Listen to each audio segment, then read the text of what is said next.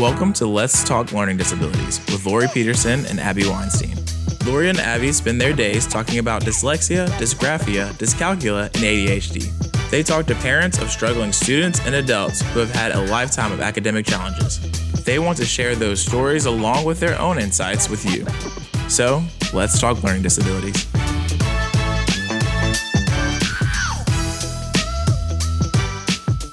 This is Laurie. And this is Abbey. Welcome to episode number 99. Holy cow, we're almost there. Goodness. We're so excited. I can't believe Welcome to Let's Talk Learning Disabilities. That's right. We're so excited. Once again today, we have a phenomenal guest. You know, dyscalculia is something that we get a ton of calls about. Yes. And I feel like math has really been a focus lately. It's interesting because I think it's just because people are hearing about that particular term and I think, people have always struggled with math, but, there's different buzzwords and big words that circle around that are in the media or on social media that people hear about. Forever it was dyslexia, and then the buzz was ADHD, and everyone wanted to have ADHD or thought they had it.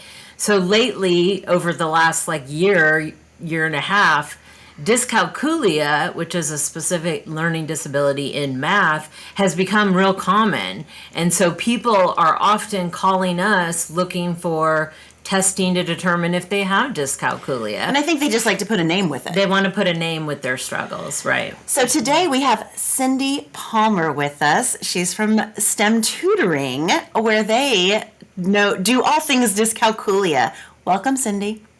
Thank you so much. Good to be here. Thanks for being here today. We're so excited to talk to you and learn more about what you do. Do you mind just kind of giving us a little bit of your background and kind of what led you into the tutoring world? Yeah, for sure. So I often talk about my life like it's a seesaw that I keep running back and forth on to try and figure out what my best middle point is. And the two ends are actually a full-on teacher with a classroom of 35 kids in the high school setting. And the other side is a one-to-one therapist for adolescents. So those are the two spots where I've done my dances in my training. So started in the classroom as a biology teacher, and then began to realize that I loved it when kids would come and talk to me individually. And so much so that I was like, well, why don't I just do that, 100% that? I went and got my master's in counseling and began my work with adolescents, and quickly realized that in that context, in the teaching context, there was a lot of kids, too many kids. And I felt some of the ineffectiveness that teachers can feel due to the large population. They have to, guess at what all the needs are before you meet them as best as possible in 50 minutes time, right? So I felt the struggle there.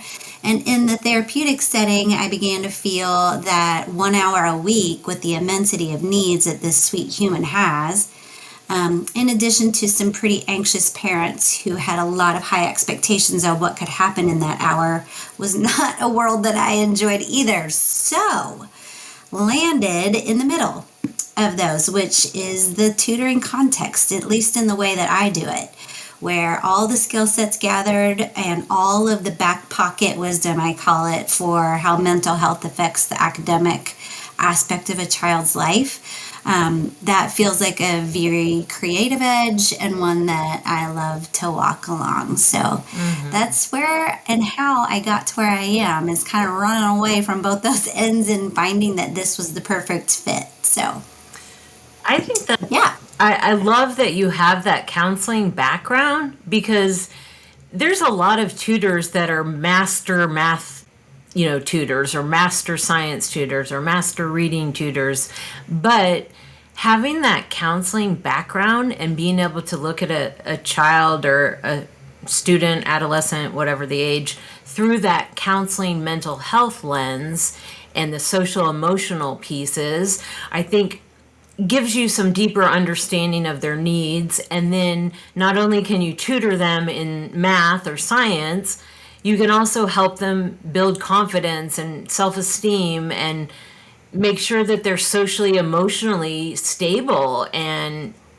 it's evolved to where it needs to be to apply all the different skills and strategies that you're teaching them. Yeah, for sure. For sure. It comes in handy all the time. Okay. And, I think the lowercase t trauma that can come from constant failure and constant assessment from teachers and parents, for that matter, who believe that child won't do something, not that they can't. Mm-hmm. And so there's a really big difference between those two caveats of a child who won't do their math homework versus a child who cannot and faces that daily, multiple times a day, that they are asked to do something that their brain needs further support around and they don't have it. So that's really hard. And there's a lot of shame attached to it. And so all those words, shame, trauma, all of that comes into the learning context. And, our motto for what we did, I had a wise business consultant once tell me when I was very first starting this thing that I had to have 3 words. And everybody that worked for me and everybody we served through that work had to know what those were, either through experience or because I tell them, but hopefully through experience. And ours are connect, learn, grow, in that order for this reason. And so connection and it's become really buzzy in the tutoring world, which is kind of a bummer because I think it's lost its power, but that foundation of a therapeutic connection, not doing therapy, you can be therapeutic without doing therapy, and is really, really pivotal in light of students with neurodivergence and especially students with I'm about to say dyscalculia different than you do, which I just did. And it's tomato. Yep, So people out there know. I've heard professionals in the field say dyscalculia, and you guys are saying it even like slightly nuancedly different. And I think they're all correct. So anyway, but yeah, especially in light of dyscalculia, there's a lot of fear and fight or flight that happens when a student approaches a math problem, and navigating that first before you even think you're going to enter into the content itself is really pivotal. Well, and I think sometimes what we find, and I have this conversation a lot with students, is that sometimes it's that inner dialogue that's keeping you from reaching that success. You may have all of the skills, but if you think you're bad at something, and that's the conversation you're having in your head, that's a huge hurdle to get over.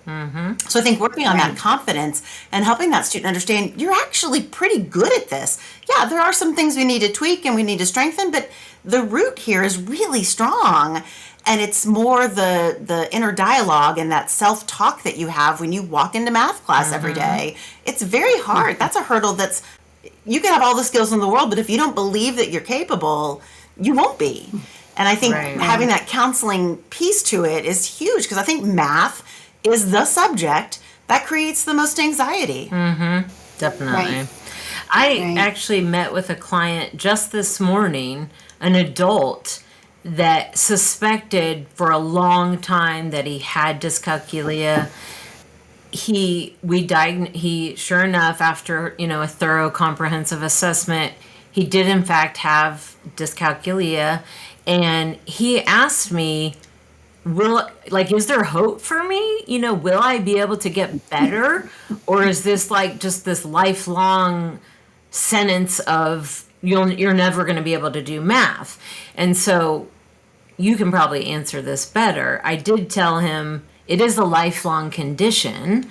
However, you can learn a lot of the foundational principles and concepts that will help you know how to attack problems, a lot of strategies and skills, so you can get better, right?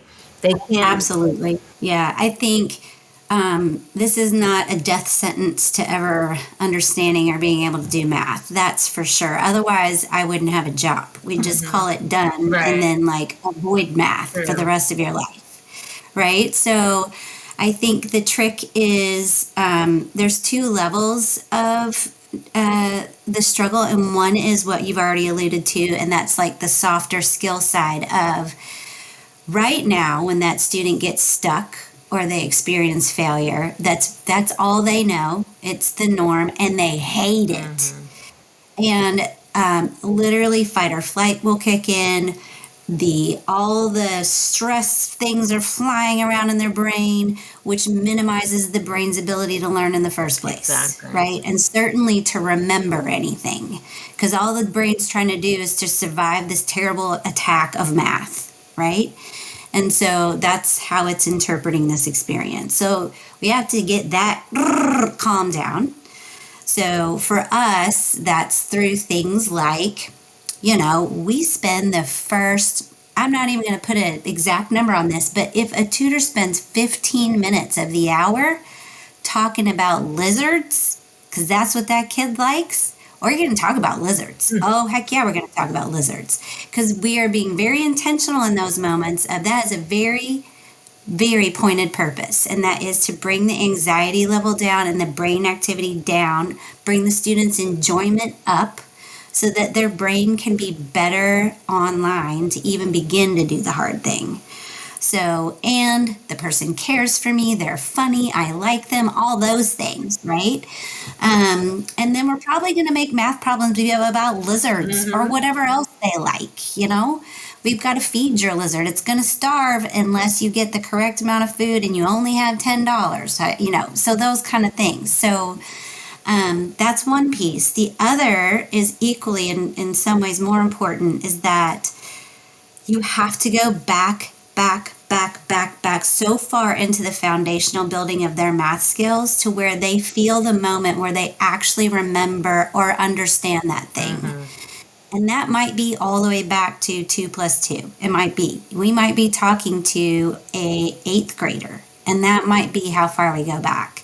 And then you build upon what is known, and you do visual things, you do motion, you move blocks, you play with Cuisinart rods, you watch videos of things, you manipulate things, you draw things, you do all kinds of things to engage very different aspects of the brain to get numbers in there.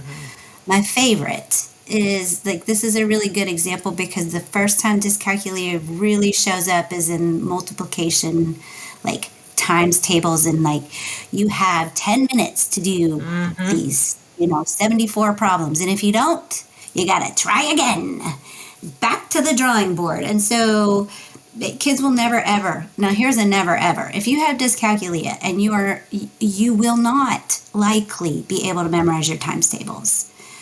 So parents, oh my goodness, quit making them. It's right. In the normal way. You can't, you're just pounding something that's not going to hold. And so, and there's so many biological reasons for that. It has nothing to do with their stubbornness, their dedication. Their intellect. It just doesn't. Yeah. So, things first time I saw it, I thought this was crazy and weird and really what the heck, but it's stories.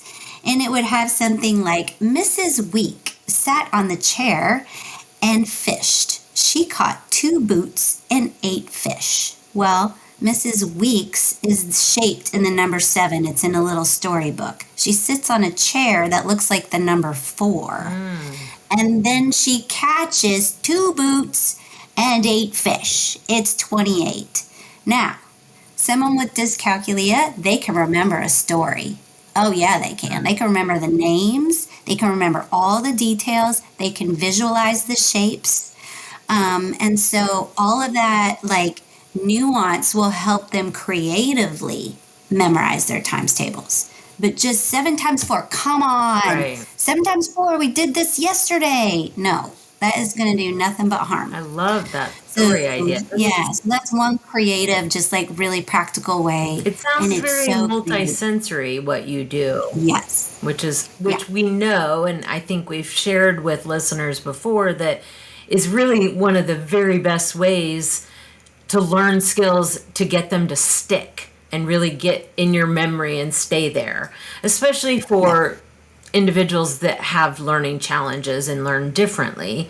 Using multiple senses helps. Yeah. I'm still memorizing that story now. I know. I am too. I love that. What did you say? Memorizing that story. That was so good. Yeah. I mean, you already have it memorized, don't you? Mrs. Weeks sat in a chair. She caught 2 boots and 8 fish. Boom. 7 times 4 is 28 into eternity. Yeah, that's great. So, Cindy, what ages do you work with? Because, like I said, I met with an adult this morning that really needs help, but we see a lot of students of all ages, from elementary up to college and adulthood. Right. Yeah. So we started in the high school setting because that was my world. So I'm the one who started tutoring, and then they started asking me to do things. Quite frankly, I was a chemistry tutor, chemistry and biology, and then they started asking me to tutor physics and math classes, which is kind of ironic because I don't want to do either of those. Like, I'm not qualified to, honestly, which might be a little ironic that I own a company that is the bulk of the work we do. But people come to us as experts in math. That's not a problem. Like, we can find tutors that are experts in math, no problem. Now, tutors that can dig down into the experience of a learning difference and that whole soft skill therapeutic stance, that's what they need to learn. And that's a tough find if you think about it. I mean, if you play the stereotype of a math nerd who super loves it, super good, maybe they're an engineer, let's just do all the stereotypes. Their ability to sit with a 6th grade girl who's shaking in her shoes for math, that's a rare find. So I'm more concerned that they have empathy and can connect. And then my second layer is skill set, but because that's easier to teach. But we work with students ages 3rd grade is where we've dipped down into out of high school. So we've gradually kind of gotten younger and younger in our focus, knowing that you got to get this stuff earlier, right? And then all the way through college. Awesome. Okay, good to know. So, in addition to tutoring, you also do some college coaching, correct? Yeah, yes. So I'd like to just spend a few minutes because I'm very fascinated by this and I love what you do for college students. First, if you can tell us kind of how this was born and sort of what you're doing now. Yeah, for sure. So everything I've done has come very organically, meaning I never intended to be a business owner. I definitely didn't know it was going to be a tutoring business. And that was all kind of accidental. Too many people were asking me to tutor other things. And I thought, well, I should just hire someone, I guess, like put an ad on a Facebook page from my counseling program of all things, and found someone, and he was with me for 4 years. So same kind of organic nature happened with this, and that is we started realizing more and more that college students with ADHD are very underserved. And, so many factors go into that being an issue. But our students that we work with in the tutoring context would then, of course, grow up and go to college and face new struggles. Additionally, my own child is in her first year of college, and so I'm sort of swimming in this circle of people heading off to college and what it's really like. So really started understanding more through going to the International ADHD Conference a couple years ago in Dallas that this was a whole. At that point, there was only 2 presentations, and not even the whole presentation was addressed to meeting the needs of college students. And so in my mind, honestly, it's maybe the worst phase of life for an ADHD human. I would agree. Yeah, there's never more sparkly things around that draw them in. There's never less structure. Right. There's never less accountability, and the content's never harder. And I love contextualizing it this way. If they have 4 classes, this is similar to high school. They have 4 different bosses with 4 different sets of expectations, with 4 sets of due dates, 4 operating manuals, if you will, the syllabi. That is a lot to juggle. It is. And they don't have their Adults parents. have one job. And they don't have their parents there to remind them and to help them. Or they do have their parents who are texting them 27 times in a weekend. That's a real number. Causing anxiety. Bringing their own anxiety into the picture because they really don't have control over their kid now. Right. So that's where I have begun stepping in and loving the work. We're in year 3 of that, and currently serving in person. We're at Western Washington University in Bellingham, Washington. And we are about to expand to, and all the smaller community colleges in our town as well. But we're about to expand, which is super fun. So we'll be heading to Montana State next. Oh, wow. And in Bozeman, and who knows where we'll go from there. But is that something you think eventually maybe could be done virtually? Yeah, we do it virtually. Oh, you do? Yep. Okay, good. But so do a whole lot of other people. And I think what we're bringing to the table is that we are in person with these students on or near campus. Yeah. And that really is a game changer. And we have coaches that know the campus, coaches that know all the student support services, and the people that run them. So there's an inside scoop to that that's very different than all the time and effort an online coach may have to spend to even figure out how the Disability Access Center works on campus. Right, because it is so different at every college and university. So that is really cool. I think it probably makes a huge impact by knowing a lot of the ins of that particular campus. So the college coaching, but also you do study skills work. Is that correct? Yeah, so that's a part of both worlds. I would say if we were doing a Venn diagram, like that fits both worlds very nicely, right? Okay. So, because that's a huge area of need that we see weekly, study skills. Oh, for sure. Yeah, so it's funny, about 8 years ago, I had a tutor apply with me, and he only wanted to apply because he was at the University of Washington and was doing research on study skills for underserved populations, right? So either first-gen students, female students in the STEM field, and what they needed to succeed in those classes. So he wanted to work for me as a research project, which I said, no, you cannot do that. But he did come and share what was the fledgling stages of research-based sort of study skills, and they've been around, but now they're getting a bit more attention, right? So there's books that have come out. One is, oh no, I'm not going to remember it. That might come back to me here in a second. But basically, Make It Stick. Right, and there's been various peel-offs after that. Make It really Stick is the name of the book? Make It Stick is the name of one of the first books that was really honing in on, how do you get this information to stick in your brain, right? And so, so we began to really dabble in the exploration of some research-based study skills and helping our students be able to use those. That has landed in the tutoring world as well. Very much so in the world. I just did a presentation 2 days ago to a small group of students about what is the difference between studying and homework, because they actually don't know. Right. I know. And so, it's really interesting because I feel like more and more we're seeing a lot of students coming in where they're reporting or their parents are reporting test-taking anxiety. So I always think kind of backwards that if they were studying appropriately and they were better prepared for the test, it could greatly reduce their test-taking anxiety. So then, in my mind, I'm thinking, okay, they need study skills. They need to learn how to study.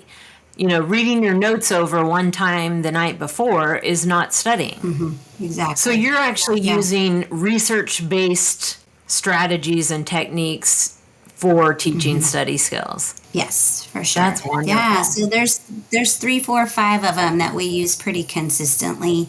I can share the basics of one of those, and this is probably the most well-researched one, but it's spaced practice, right? Where, and this is really hard for someone with ADHD, for instance, because spaced practice requires time.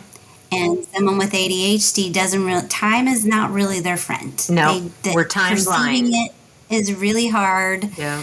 Tracking it is really hard. Doing something with lots of time until that big test happens, like prepping for it with lots of time in between is like not really going to cause a whole lot of motivational things to fire in their brain. Right. So this is a tough one, I will say, for that. But the selling point is you're not studying any longer. Someone with ADHD will cram for 6 hours.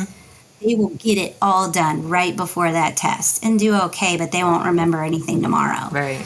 So I'm saying space practice is, can you space out the practice with which you are doing? And this isn't really a study skill. It's just a time skill around studying, if that makes sense. Sure. You know, planning a little bit. and time management skill, it sounds like. Right. But the basis for the brain behind it really is that you actually want your mind to forget a little bit. Because the act of the recall is the thing that is actually creating a stronger connection in your brain. Because what do you do on a test? You recall. Recall, right. And so if you haven't practiced recalling, then that's not going to go so well. If you're first practice at recalling information with a blank thing in front of you, you're not looking at your notes, looking at it and saying, oh yeah, that's right, I knew that. That's not recall. That's just rereading your notes and gaining a sense of familiarity. But now look at your notes and then completely cover them up and try and remember those 3 points that professor said about the Revolutionary War or whatever without looking. That's recall. And you do that spaced out over time leading up to something, and you're going to be set. And you have a little bit of the stress of not knowing and then knowing. Right. Right? So your brain has gotten used to that not knowing thing happening. And the little space and time where you have this little bit of pain and agony of like, I don't know. And how am I going to know? The wheels are literally kind of cranking in there. So that's fascinating. Anyway. That makes a lot of sense too. And, you know, I do hear a lot of students say, you know, I studied, I knew it all. And when I got into the test, I looked at the test and I was like it was a blank slate. I couldn't remember anything I knew the day before. So if they knew how to recall it, then they, wouldn't be stressed about looking at the page and it seeming foreign, but then they would have strategies to be able to recall. And they would, their brain would be used to recalling, right? Is that what you're saying? Right. That's brilliant. That's awesome. Yeah. So study skills. And the thing that's counterintuitive to that, it's required that your brain forgets. So forgetting is actually a good thing. The forgetting is a part of the learning. You just don't want to forget it entirely. Right? So, but you want those edges to get fuzzy and then have your brain try and pull it back online. Right? And then that'll get easier. You will feel that. It gets smoother. You know, when you do flashcards and you're like, I have no idea at all. And then by the time you're really getting there, you've got a faster flashcard deck. Right. So, that's brilliant. So the other one, like one of the, you know, our main sources for study skills and research based in light of math itself, math and science, is a book called Mind for Numbers by, I'm going to make sure I have it, by Barbara Oakley. And she has some fantastic advice on study skills, how to. She's in the back of the book. There's a list of 10. You know, this is what you should do to study, and then another list of like, this is what you should not do. Right? And there's 10 of them, you know. So anyhow, she's an entertaining read and some really great resources as far as how to succeed. That's good to know. I like, and we'll put links to these books in our show notes. And also, you know, thinking about, I myself have ADHD, and we evaluate tons and tons of individuals and diagnose ADHD. And it's very, very common if we're looking at their academic skills, if they have a weakness in anything, it's typically math. So do you have any insight into why ADHD brains struggle more with math than neurotypical brains? Or no? Yeah, I mean, outside of just kind of guessing, I have not, this doesn't mean it doesn't exist, Right. but I have not seen, for instance, with ADHD, I've definitely seen the numbers around depression and anxiety being associated with it to the levels of like 60%. Oh, for sure. Yeah. The comorbidity. Yeah. So that kind of association I've seen. Now, that kind of direct correlation between ADHD and dyscalculia, and I have not seen numbers around it. It does not surprise me. Math takes repeating somewhat menial tasks over and over and over again. Well, that to some people, many people, is really boring, right? So math outside of a context where it matters that you're solving a problem in this world, can be, unless you just love numbers, Right. like it can be really boring, right? Definitely. And ADHD brains are very interest driven. So if they can do better, remember better, focus better when things are interesting or meaningful to them. So that's why what I was kind of thinking about too, when you did that example of that multiplication fact story, where you told a story about someone, not only did you give them pictures to visualize in their mind, that story makes it more meaningful. And then maybe they can then in turn make it more meaningful to their life and feel like it is more, meaningful. And therefore now I'm not as bored and reluctant to engage in math. Yeah. But it's also, it's very comprehensive too, right? Skills. Really. Yeah, say more about that. What do you mean? So I don't even know if comprehensive is the right word, but each skill in math seems to build on the skill from the day before. Right, absolutely. It's like an upward cycle. Yes. Yeah. So if you're not super attentive and focused in class yesterday during direct instruction, then you're going to probably struggle the next day with the next skill. And then the next and the next and then it's Exactly. a very fast snowball. It's over. So that alone, like just the logistics of attention span and the fact that math is so sequential and every day is the new foundation for the next day. Woo, yeah. So you got to be fully attentive and engaged every day in math. Right. It's hard. Yes. So it is really hard. So if people are interested in STEM tutoring or reaching out to you or securing your services, how do they find you? What's the best way for them to find you? Yeah, so for STEM tutoring, we have a website, and we actually, the websites have the contact us or need to, click here for more information. So we have a contact us button on there, and we promise that we get back to you within 24 hours, business day hours, right? So it doesn't just come into this queue. We are really good at getting back to you there. So the website for that is tutoringstem.com. STEM tutoring was already taken. It's so funny. So anyway, we did a long time ago. I was like, no, it's already taken. So it's tutoringstem.com.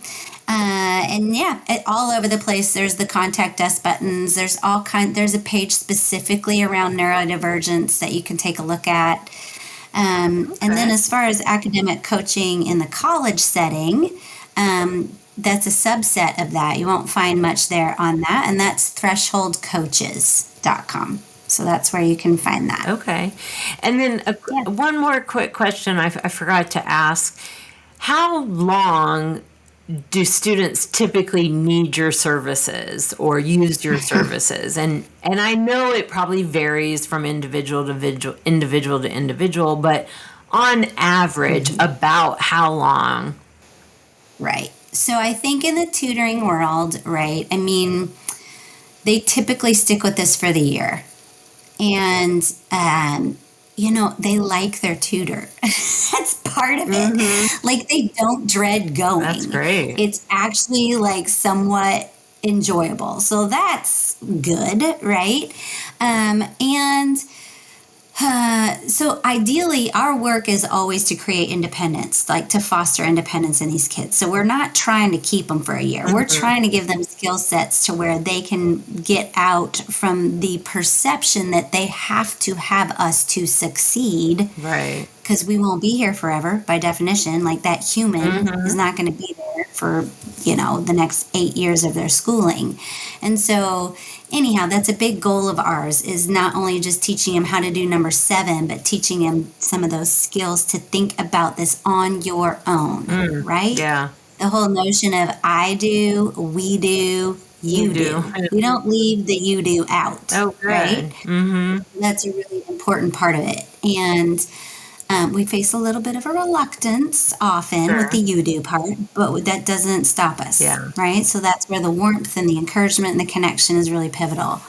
So to answer your question, I'd say they stick with us, from whatever point they enter in, they usually stick with us throughout the school year. And then, it depends on what math is next. I mean, I don't know, Right. If it's a good teacher and they love them and there's easy access to help, or if some students stay with us all the way through their math career, right? Yeah. And when you've got severe dyscalculia on board, and the necessary creativity and outside of the box thinking required sometimes to make those numbers work in your mind. Most teachers do not know what dyscalculia is. I would agree. Yeah. And so that's really difficult because it's a relatively new diagnosis, or at least relatively, known, right? I will say. And so that makes it tricky in a school setting. And they honestly, I was a teacher. I'm married to a teacher. I respect their work incredibly, and they do not have the time to do that level of personalized instruction. It's just impossible. I agree. So that's that. And then coaching is, for the college students, is all over the board. Sometimes they just need the strategies and they can run with it on their own. Sometimes their development, can be 3 years behind with ADHD, and that means they're 15 coming into the setting. So they might need us the whole darn time. Right? So that one really varies. Okay. Good to know. That's great to know that not only do you equip them to be independent, to feel confident and I can do math on my own, but for the ones that feel like they need you, you'll be there for them for as long as they need, if need be. So thank you so much, Cindy. I'm so happy to learn about tutoring STEM, and I think it is a great area of need for students, for all students, but especially neurodivergent students struggling a lot with math and science. So I'm so happy to learn about your services, and your tutoring and your coaching is amazing. So we'll put links to your website in our show notes and links to those books you mentioned. And again, thank you for your time and thank you for being here. And I really think a lot of listeners are going to take value out of what you have to offer. Yeah, awesome. Thank you so much. Appreciate it. You're so welcome. Yeah. Awesome. And thank you, listeners, for being here today. As always, if you have questions or further topics you would like us to explore in the podcast, you can email us at letstalklearningdisabilities@gmail.com. You can also reach our podcast website at www.ltldpodcast.com. You can see all episodes in chronological order that we've recorded, or you can choose by category. So, learning disabilities or ADHD or processing issues. Every episode that talks about those areas will be included in that category. So thank you guys again for being here, and we look forward to another great episode coming soon. Our 100th episode, which will be incredible. We're going to have to do something really special and throw a party. So anyways, have a great day, everyone, and we'll see you next time.